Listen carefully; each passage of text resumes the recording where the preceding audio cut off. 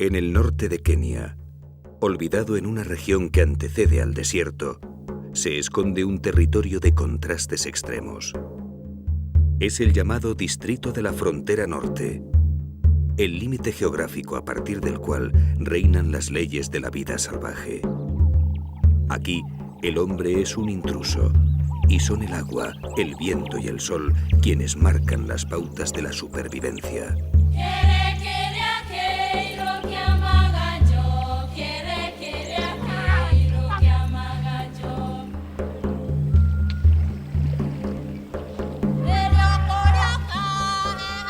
En el corazón de esta tierra agreste se encuentra la Reserva de Saba, un lugar de endemismos biológicos, un refugio para la fauna en las puertas de un desierto abrasador.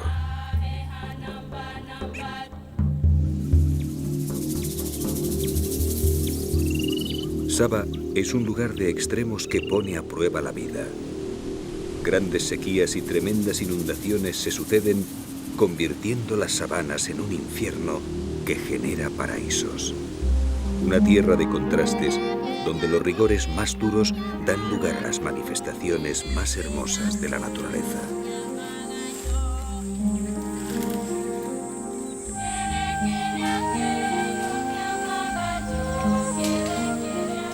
En una tierra donde la vida parece imposible, Saba guarda el tesoro de una biodiversidad exclusiva en una paradoja sin precedentes. Como si la dureza del medio fuera la causante de tanta riqueza. Como si la escasez fuera, en el fondo, la fuerza impulsora para el desarrollo de la vida.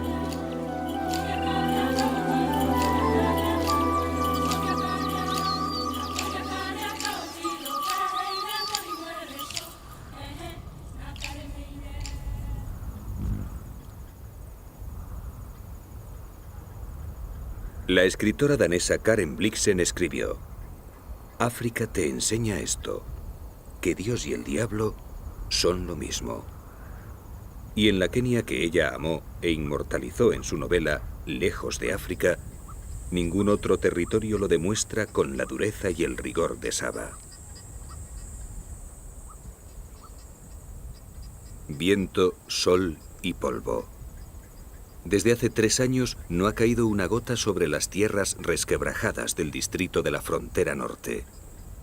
Las plantas que han aguantado sobreviviendo del rocío y la humedad que trae el viento se levantan torturadas y raquíticas sobre un suelo calcinado. Es el corazón del reino de los espinos del este de África.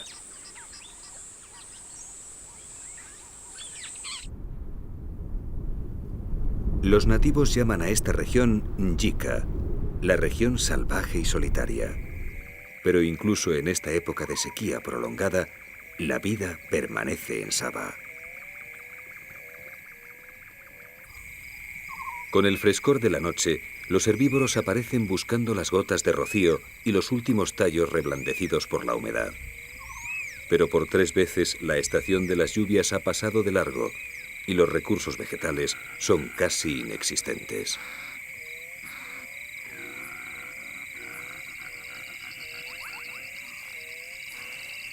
La oscuridad también saca de sus escondites a los carnívoros.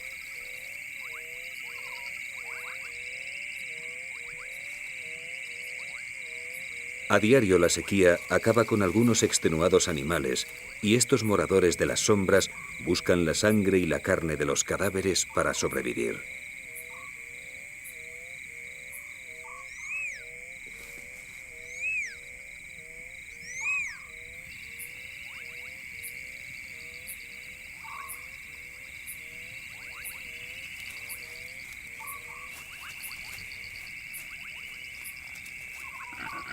Como reivindicación de su personalidad de contrastes, Saba ofrece una tregua durante las noches de su insoportable sequía. El cielo despejado se ilumina por millones de estrellas que se pierden en el infinito, y una belleza serena cubre la sabana torturada, convirtiéndola por un momento en un lugar de ensueño. Un espejismo en el corazón del reino de los espinos.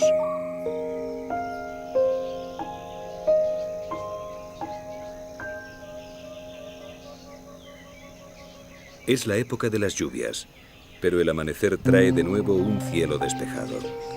Hoy tampoco llegará el agua. Durante las primeras horas del día, los animales aprovechan el frescor que haya quedado de la noche para realizar su actividad diaria, hasta que el calor les hace imposible cualquier movimiento.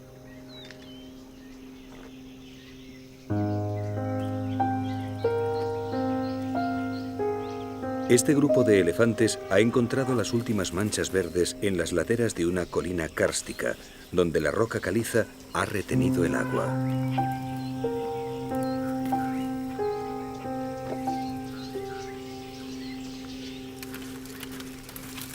Los elefantes se mueven constantemente en busca de agua y de recursos alimenticios, y ahora, con las plantas raquíticas y descarnadas, necesitan recorrer aún más distancias para conseguir los 200 kilos de materia vegetal que consumen diariamente.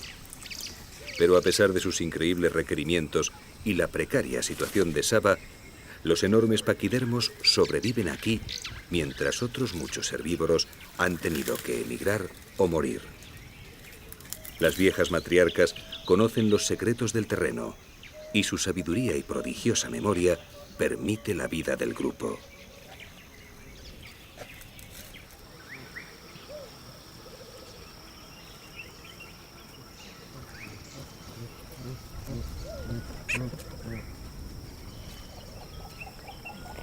También entre los babuinos, la estructura familiar es la clave que les permite mantenerse en Saba, incluso en las peores épocas de sequía.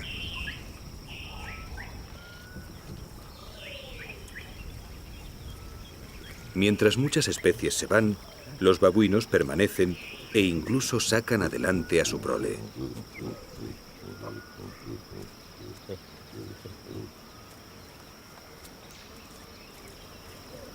Su dieta es tan amplia que comen prácticamente de todo, y entre las hierbas secas, las piedras calcinadas y las cortezas de los árboles siempre se pueden encontrar bulbos, insectos, pequeños roedores o algún reptil de la sabana.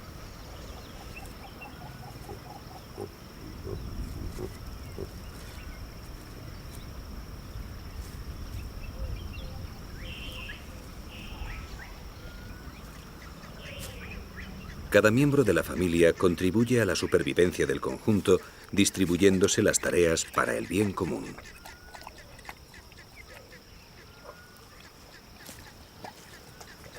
Todos trabajan conjuntamente en la búsqueda de agua y alimento. Todos son conscientes de la delicada situación en la que se mueven, o casi todos.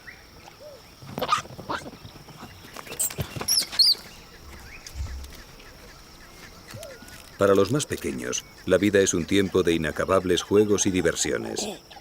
Durante las primeras semanas de vida, estos pequeños babuinos no tienen obligaciones dentro del grupo y la sequía no parece afectarles. Siempre hay una madre dispuesta a darte de mamar y unos incondicionales amigos para las correrías.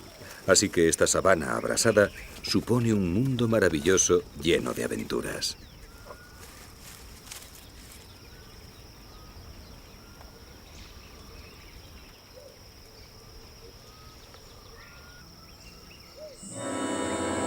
Día tras día, las nubes faltan a su cita.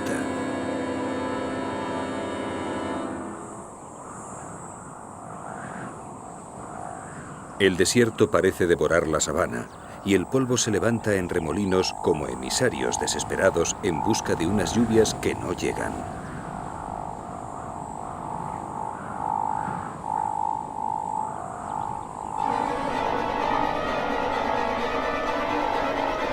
En el cielo despejado, siniestras espirales delatan a la muerte. La enfermedad ha vencido a un elefante debilitado por la falta de agua y la precariedad de la dieta. Ahora su cuerpo es apenas un cuero abrasado. Los pliegues de su piel simulan montañas ajadas de un paisaje torturado por la sequía. Hasta los más poderosos sucumben bajo el poder del sol.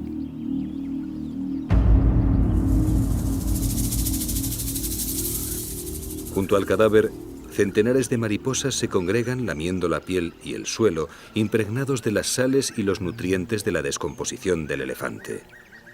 En Saba todo se aprovecha. La muerte genera vida. El círculo se cierra. Y de nuevo Dios y el diablo se alternan y confunden.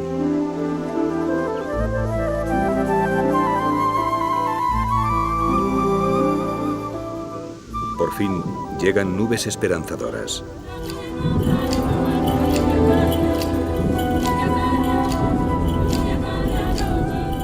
Grandes cúmulos se forman sobre la sabana reseca y con 3 años de retraso descargan por fin la lluvia.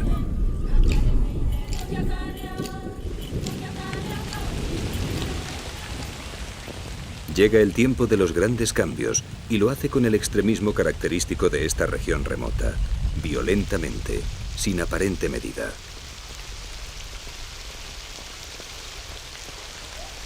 Las lluvias producen un milagro en esta frontera del desierto.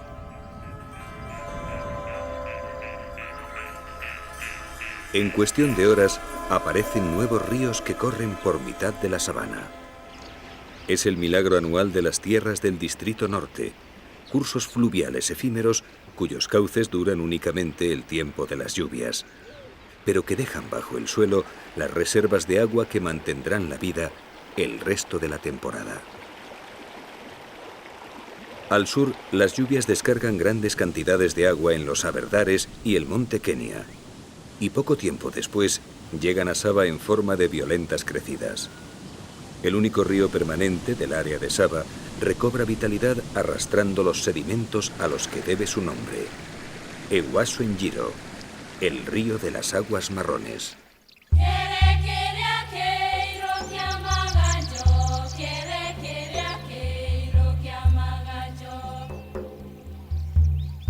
El verdor vuelve a las tierras de Saba. En pocos días se pasa del infierno al paraíso. Como los animales, las plantas que sobreviven a los rigores de esta región son verdaderas especialistas en resistir periodos prolongados de sequía. Y en cuanto reciben agua, reverdecen de inmediato, aprovechando al máximo el tiempo de abundancia. Ahora hay agua por todos lados. Impalas y monos tota lamen las hojas tiernas de las hierbas para obtener todo el agua que necesitan. Por unos días podrán evitar el riesgo que supone acercarse a beber en las orillas expuestas y despejadas de un río como el Ewaso Njiro, que además tiene cocodrilos.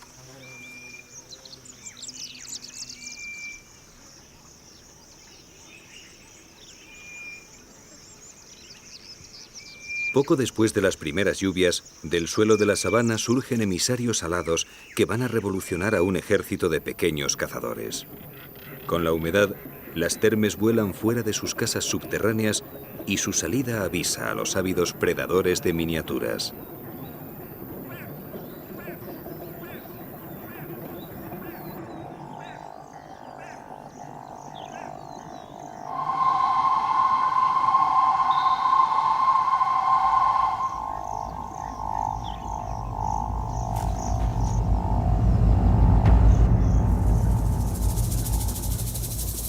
Para muchas aves, es una fuente de proteínas inestimable.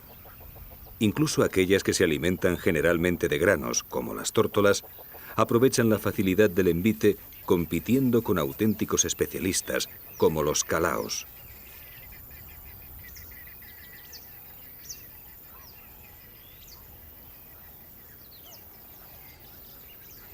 También los nectarínidos atrapan algunas termes a pesar de que su pico está diseñado para libar el néctar de las flores. Es tan estrecho que no puede tragarse las termes con alas, así que a diferencia de los calaos y otras aves menos especializadas, tienen que quitárselas antes de poder ingerirlas.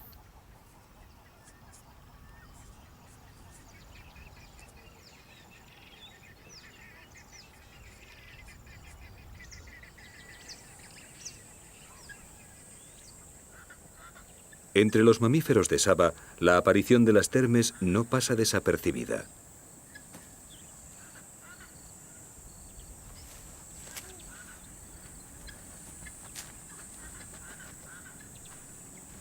Las mangostas enanas, las más adaptadas a zonas áridas, se alimentan en gran parte de estos energéticos insectos, así que incluso cuando las termes dejan de salir al exterior para iniciar sus vuelos, estos pequeños cazadores, armados con poderosas garras excavadoras, se las componen para abrir huecos en sus casas fortificadas y darse un festín.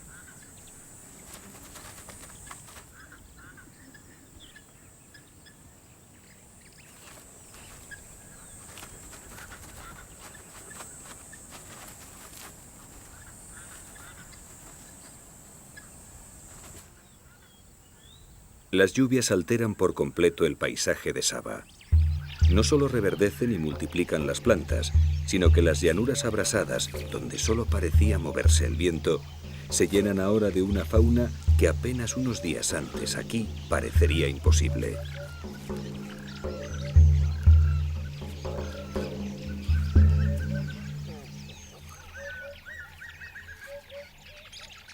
Los serpentarios son cazadores especializados en las sabanas abiertas. Sus largas patas zancudas pueden confundir a primera vista, porque los serpentarios, a pesar de su aspecto, son rapaces, y eso equivale a decir que son grandes cazadores.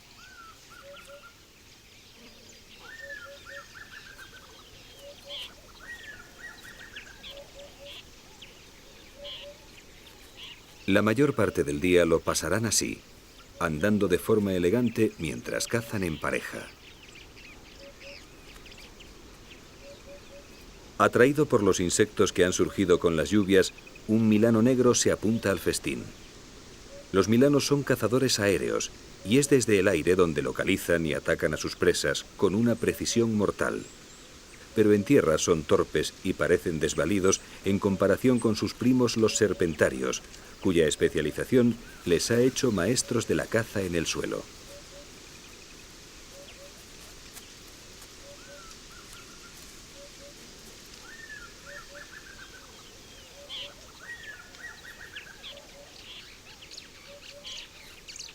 La dieta de los serpentarios va desde pequeños insectos y aves hasta roedores e incluso algún pequeño felino. Y esta pareja de tímidos zorros de orejas de murciélago prefiere no arriesgarse y ponen tierra por medio.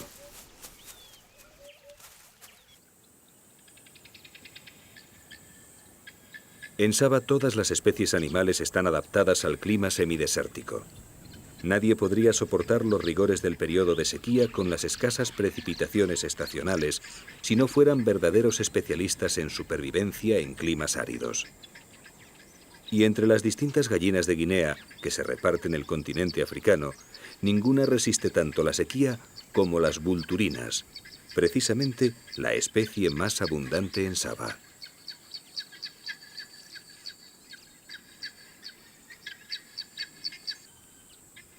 El aparato digestivo de las gallinas de Guinea vulturinas está especialmente adaptado para conservar al máximo el agua obtenida con la ingestión de alimento, de forma que aún en las épocas más secas de la sabana espinosa, las vulturinas pueden sobrevivir con su dieta de raíces, bulbos, insectos y moluscos terrestres sin apenas beber agua.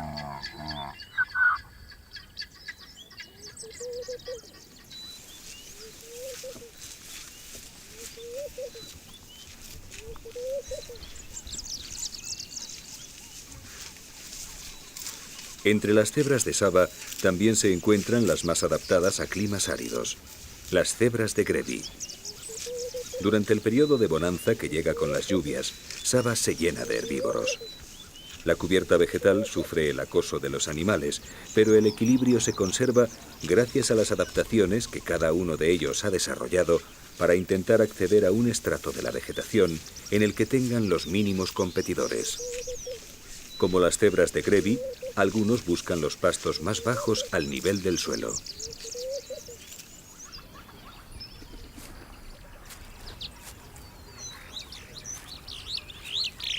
Otros, sin embargo, han ido desarrollando cuellos cada vez más largos para acceder a pisos superiores de vegetación.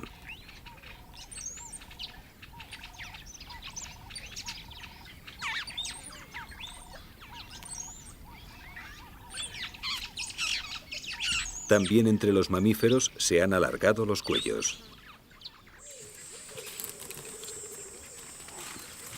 Este es el siguiente paso, un gerenuk, una palabra somalí que significa cuello de jirafa.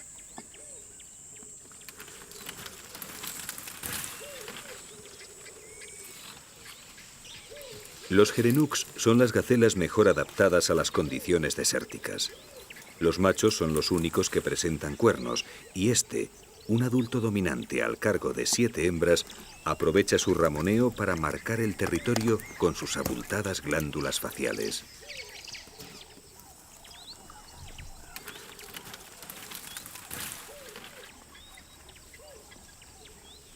Los gerenuks son las únicas gacelas que pueblan estas zonas subdesérticas en los meses más secos. Les basta la humedad contenida en los brotes y las hojas de la sabana para sobrevivir, y pueden pasar meses enteros sin beber. Pero sus adaptaciones no acaban ahí. Un labio superior flexible, una nariz fina y unos orificios nasales estrechos les permiten comer entre las espinas de matorrales y acacias. Y para evitar al máximo la competencia con otros herbívoros, no les ha bastado con su cuello largo y esbelto, sino que han aprendido un truco que les lleva a estratos de vegetación más altos.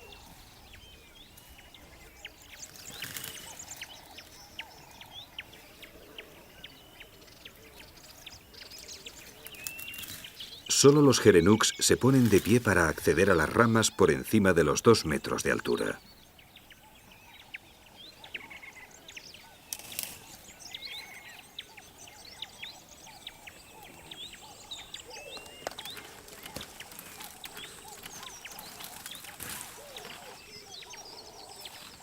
Cuanto más alto se llega, más alimento se pone a tu alcance.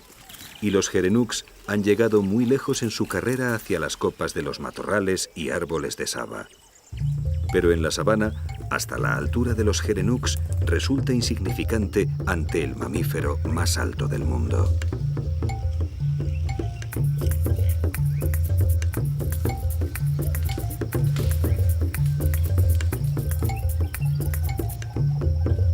Hasta 5,5 metros dejan sin competidores a las jirafas y ponen a su alcance las copas de las acacias y, por lo tanto, una reserva de alimento indispensable durante la estación seca.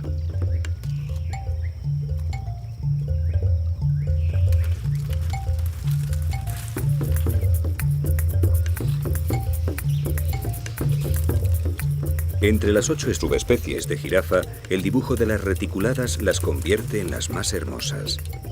Parece como si los rigores de esta sabana semidesértica del reino de los espinos diera lugar a las formas más espectaculares. Como si las pruebas de supervivencia que impone la aridez del medio tuvieran como premio la belleza.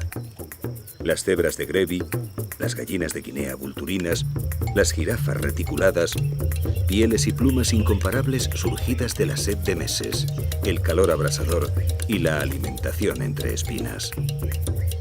Y de nuevo Saba parece unir los extremos, como si la penuria generara la maravilla, como si los límites de la muerte fueran los creadores de la vida, como si Dios y el diablo fueran al final lo mismo.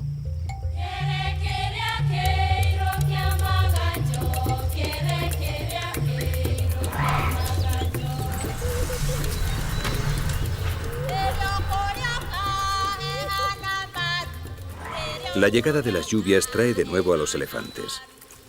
A sus 4 metros de altura le añaden la longitud de su trompa y la capacidad de levantarse sobre los cuartos traseros, de forma que ni las jirafas llegan tan alto en su búsqueda de alimento.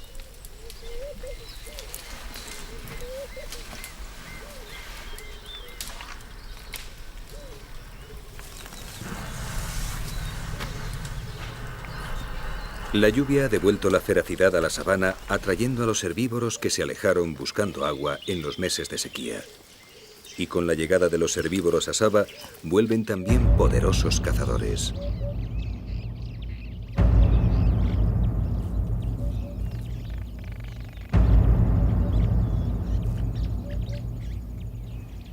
Aunque el verdor ha refrescado el ambiente, las horas centrales del día siguen siendo muy calurosas.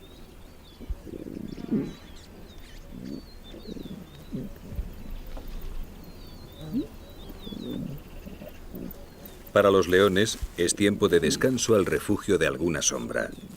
Hace demasiado calor como para intentar la agotadora tarea de cazar a un herbívoro, y más aún si este es un poderoso búfalo cafre.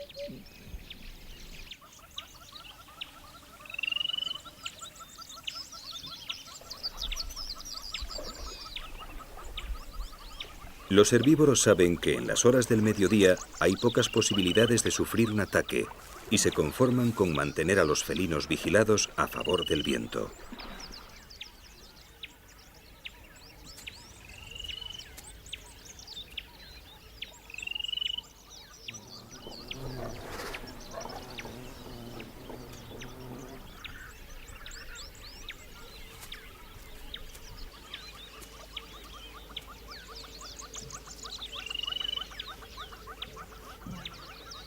También estas jóvenes leonas descansan entre el frescor de la hierba verde, aunque no quitan la vista de un grupo de cebras. Si alguna da muestras de debilidad o está herida, las leonas atacarán sin dudarlo. Pero el grupo se mantiene en perfecto estado y los dibujos de sus cuerpos despistan a las cazadoras, desdibujando sus siluetas en un mare magno de rayas móviles.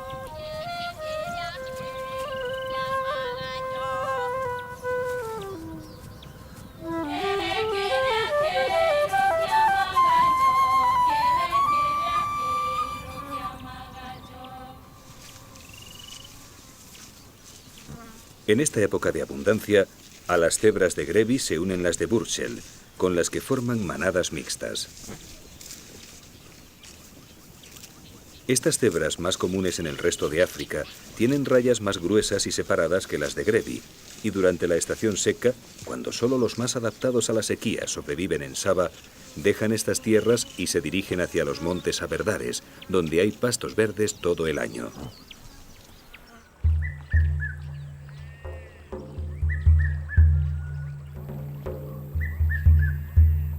En esta época, cuando el clima ha cambiado y hay comida por todas partes, los animales se preparan para traer al mundo su descendencia. Y durante las semanas posteriores a las primeras lluvias, entre las especies se suceden el celo y los apareamientos.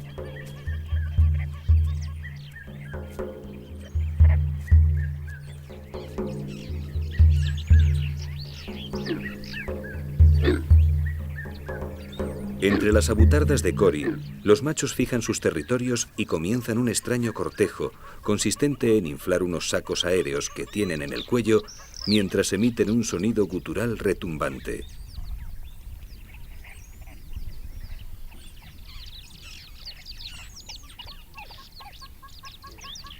Sus cuellos hinchados y los sonidos sordos buscan llamar la atención y atraer a las hembras, mientras disuaden a otros machos que, como en este caso, pretenden apropiarse de un territorio que ya tiene dueño.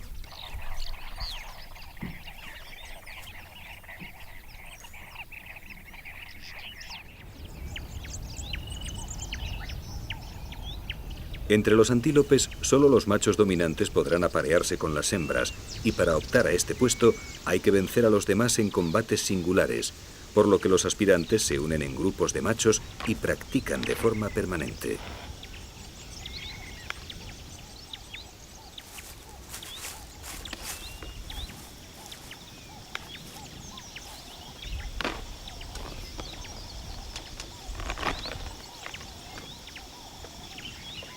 Estos no son verdaderos combates. Los jóvenes gacelas de Grant solo miden sus fuerzas y se mantienen en forma, esperando el momento en que se consideren capaces de retar al dueño de un harén.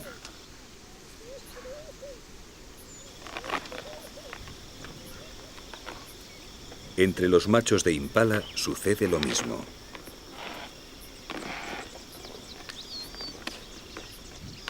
No lejos de donde practican los jóvenes, un impala dominante custodia su grupo de hembras. Hay un posible aspirante a su puesto en los alrededores, y es hora de dejar claro cuál es el macho más fuerte.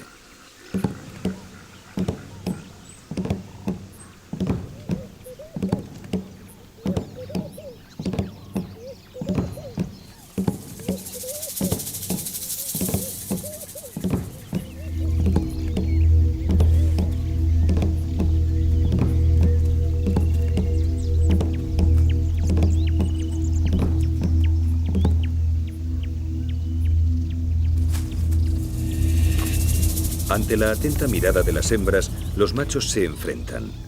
Pero el encuentro no llega a mayores. Bastan los primeros escarceos para que el aspirante comprenda que aún no ha llegado su momento. Y antes de que el combate llegue a endurecerse, se retira ileso.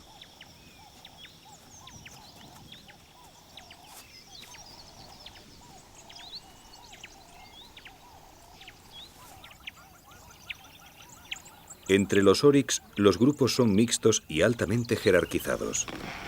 Los cuernos y la fuerza de estos antílopes hacen de sus combates ejercicios muy arriesgados en los que podrían causarse terribles heridas e incluso la muerte. Pero en los grupos de oryx, donde hay una marcada jerarquía de machos y hembras, el puesto se consigue por combates ritualizados en los que se miden las fuerzas, pero se evitan agresiones graves.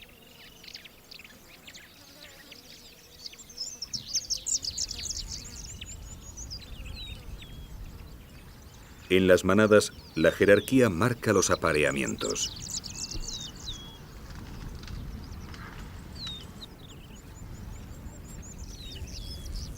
Cada uno conoce el alcance de sus aspiraciones en función del rango que ocupan en el grupo, de forma que en una misma manada se pueden aparear diferentes parejas sin que se cree ningún conflicto entre ellas.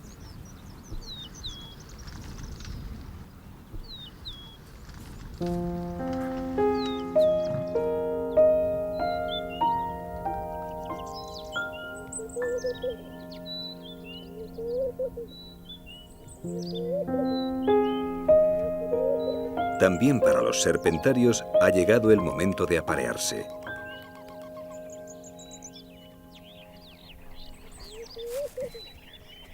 La misma pareja que buscaba insectos poco después de las primeras lluvias está ahora preparando su nido.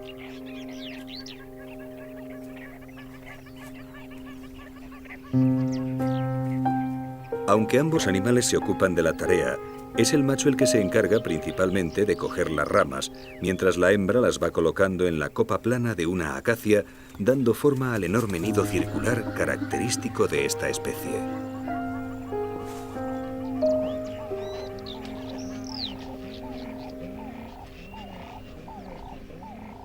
Durante estos días, los serpentarios se mostrarán solícitos y cariñosos con su pareja, cortejándose en el suelo, en los vuelos y en el nido. Y poco después, de una forma que aún no han podido descubrir los ornitólogos, se aparearán antes de poner su escasa pero valiosa puesta de no más de 3 huevos.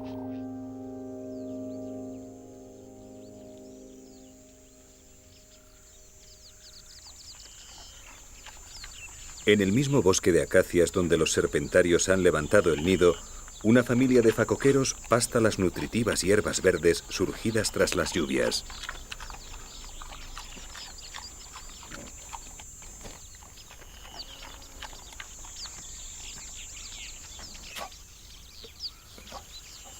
Los pequeños jabatos han venido al mundo pocos días antes, pero ya son todos expertos moradores de las sabanas.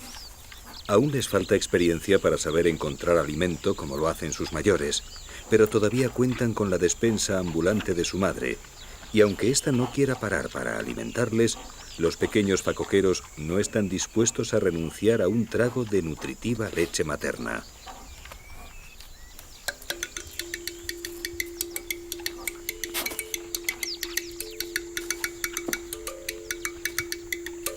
Su única misión durante estas primeras semanas será ejercitarse para adquirir la rapidez y la fuerza que les permitan huir de los cazadores.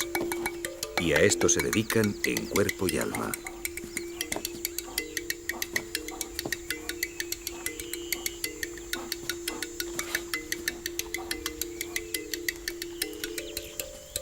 Combates de lucha libre o fútbol con la bosta de un elefante son parte del entrenamiento. Todo vale si sirve para hacerles más rápidos y más fuertes, porque la sabana no tardará en ponerles a prueba.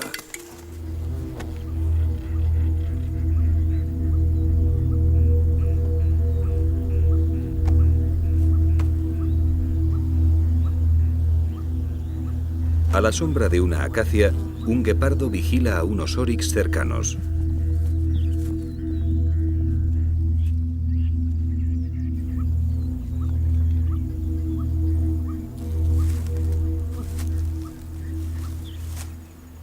Los oryx son presas demasiado fuertes para él, pero en época de cría siempre puede encontrarse algún ternero de pocos días, y es a uno de ellos al que el guepardo está vigilando.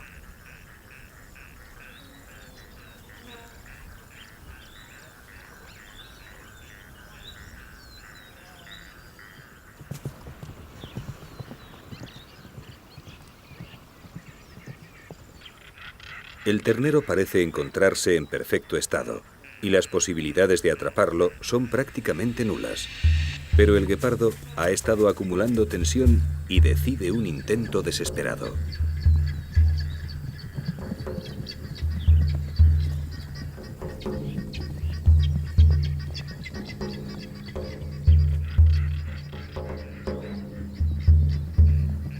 Los oryx se alejan sin demasiada prisa, con la confianza de su superioridad, pero sin exponer a sus crías a un riesgo innecesario.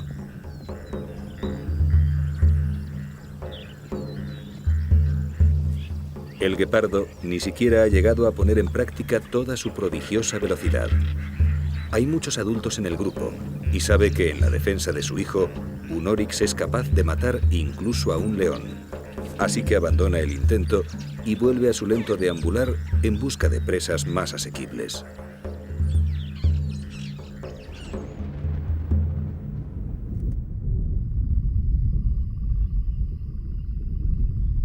Durante las lluvias cortas, entre diciembre y febrero, las tormentas son frecuentes al atardecer.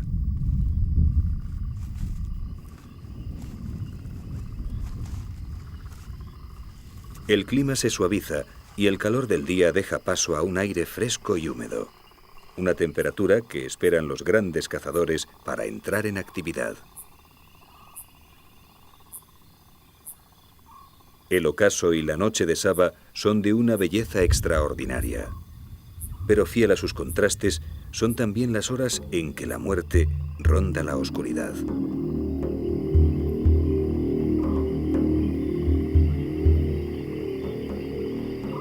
Cae la noche sobre el Ewaso Njiro.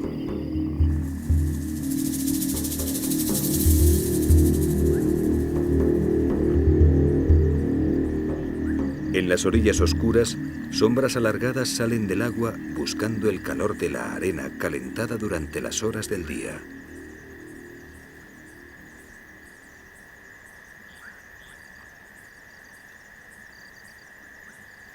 La actividad del metabolismo de los cocodrilos del Nilo depende de su temperatura corporal, y esta depende de su entorno, así que con la caída del sol, las exiguas playas del Ewaso se llenan de estos dragones.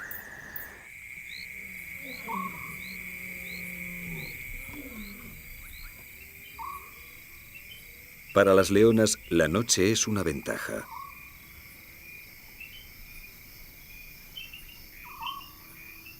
Los ojos de los leones pueden ver en la oscuridad. Amparadas en el mundo de las sombras, una madre y sus hijas del año anterior acechan a los herbívoros guiadas por los sonidos que llegan de la espesura.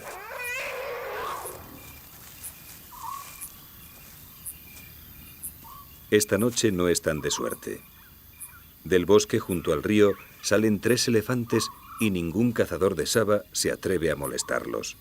Así que las leonas bajan la guardia y descansan a la espera de nuevos indicios que delaten la presencia de posibles presas.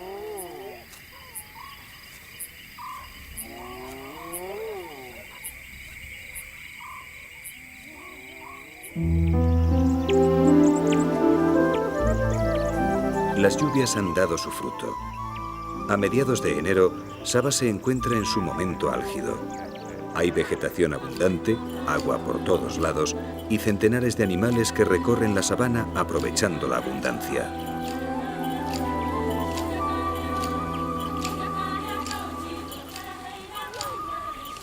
Los elefantes han vuelto a la región y permanecen en ella por más tiempo.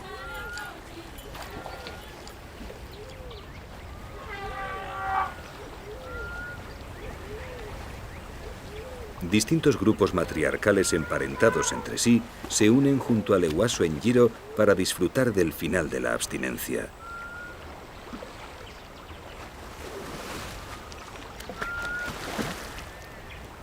Los elefantes beben entre 80 y 160 litros de agua al día, y los machos adultos pueden duplicar esta cantidad, por lo que siempre deben tener fuentes de agua a su disposición. Las orillas del Eguaso en Giro, que ahora baja caudaloso y estable, congrega a diario a grandes manadas de paquidermos. Los adultos pueden beber y bañarse, y los más pequeños disfrutan de baños de barro protegidos por un bosque de patas colosales.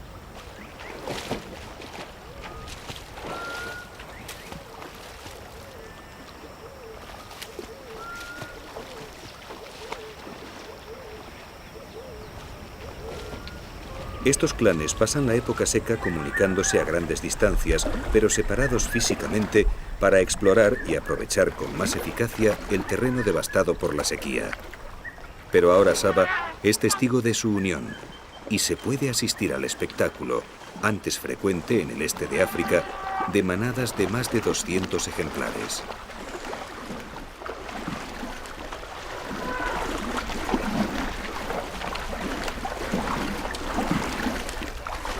Hoy la región que forman las reservas de Saba, Samburu y Buffalo Springs acogen las mayores manadas de elefantes del este de África.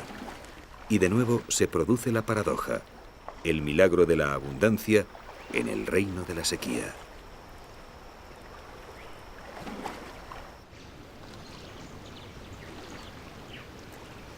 La orilla del río es el lugar de reunión de la mayoría de las especies de Saba. A lo largo del día, muchos de los animales de la sabana llegan aquí a beber. Y este es un momento delicado en el que uno se expone inevitablemente. Los grandes cocodrilos del Nilo han vuelto al agua con el calor del sol.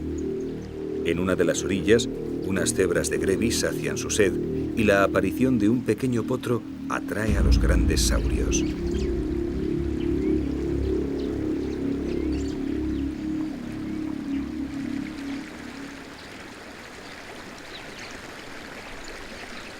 Los cocodrilos son silenciosos en la corriente del Eguaso y al sumergirse se hacen invisibles.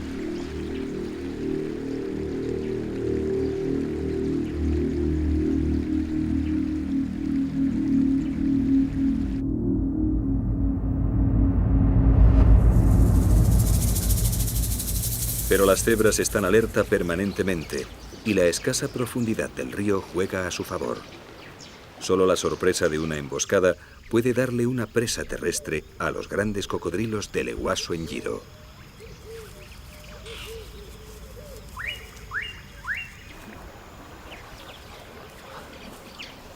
También los babuinos, que han aguantado en la región todo el año, medran por las orillas a la sombra del bosque que escolta al río.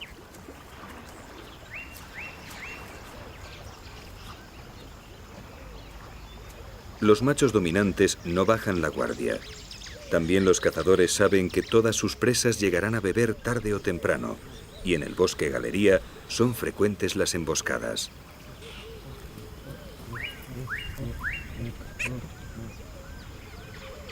El riesgo merece la pena. Pocos carnívoros se atreverían a meterse con una familia de babuinos, y las palmeras candelabro que crecen en las orillas del Eguaso están ahora cargadas de frutos. Así que mientras los grandes machos vigilan, los más jóvenes suben hasta las copas y lanzan la fruta madura al resto del grupo. Otra de las ventajas de vivir en familia.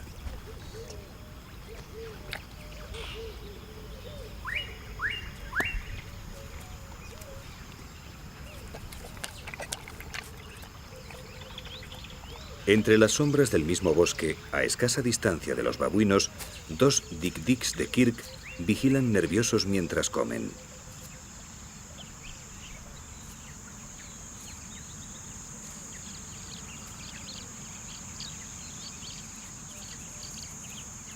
Con 2 palmos de altura y alrededor de 5 kilos de peso, son los antílopes más pequeños de Saba, y hasta los grandes babuinos podrían matarles con facilidad, así que pastan nerviosos sin alejarse demasiado de los matorrales protectores. La desconfianza de los dik-diks está plenamente justificada, porque el bosque galería donde viven es el hábitat del más hermoso y esquivo cazador de Saba.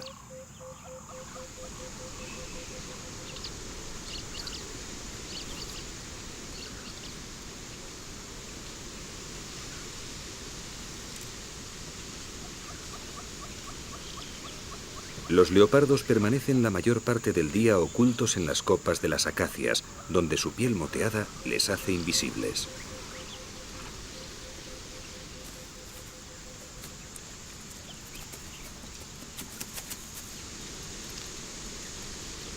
Pero al caer el sol, cuando las sombras se van apoderando de la sabana, bajan de las ramas para iniciar su ronda de caza.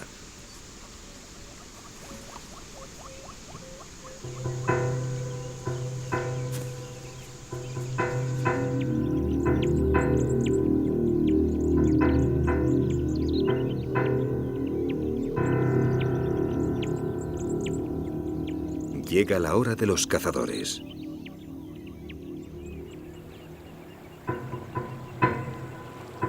Los animales se retiran a sus refugios nocturnos.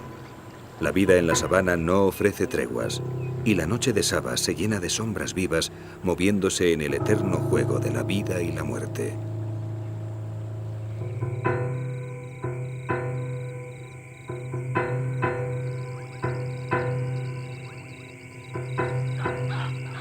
Junto al río, bajo el tronco de una acacia caída, el leopardo escruta la noche en busca de presas.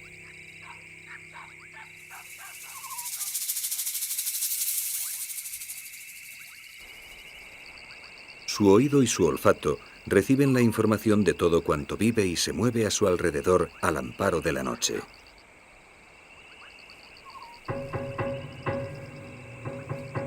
Otro leopardo surge de las sombras y la pareja continúa su ronda silenciosa.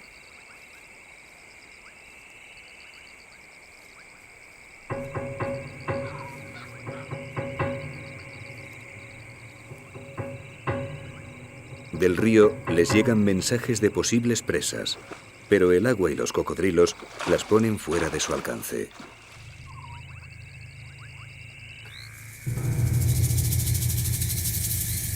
Entonces, el macho detecta un movimiento furtivo en un árbol junto al ehuaso en Giro y empieza la cacería.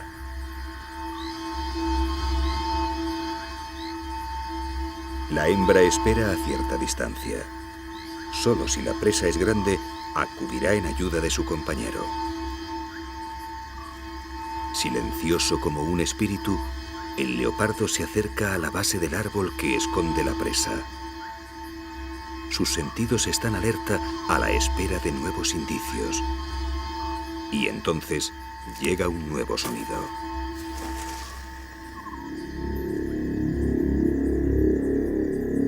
El leopardo sabe que hay algo vivo en el árbol y sabe que no tiene salida. Bajo las ramas hay un río lleno de amenazas y para llegar a tierra la presa tiene que descubrirse. Ahora solo es cuestión de tiempo y bajo la atenta vigilancia de su compañera, el cazador se prepara para el ataque.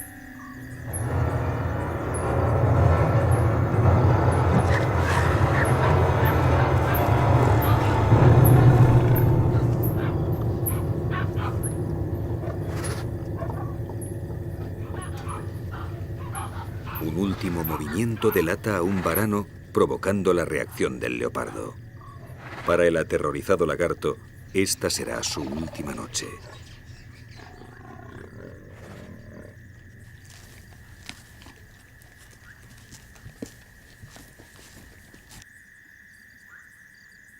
Bajo el árbol, la hembra espera decepcionada. La presa es pequeña y el macho no le dejará probar bocado. En el duro mundo de Saba no hay lugar para otras actitudes que no sean las de velar por la propia supervivencia. Tampoco la hembra le dejaría acercarse al macho si fuera esta la que hubiera cazado al varano.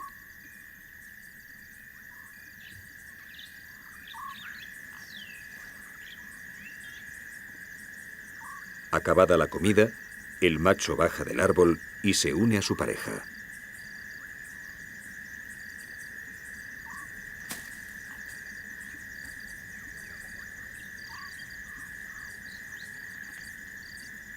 Y de nuevo dos sombras se funden con la noche, uniendo belleza y muerte bajo el cielo estrellado de Saba.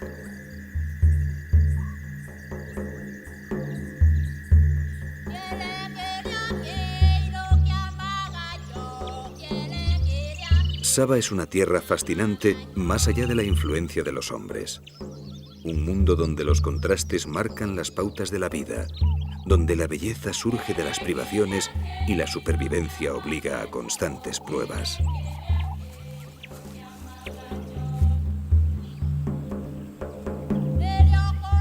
Y es precisamente la dureza de sus condiciones lo que convierte a esta tierra en un mundo aparte, un paraíso exclusivo para sus supervivientes. Con la vuelta de la estación seca, Saba regresa a su principio. Poco a poco vuelve la sequía. Y de nuevo Dios y el diablo se alternarán hasta hacerse uno solo, sin un principio o fin definidos, en el ciclo perpetuo de la vida.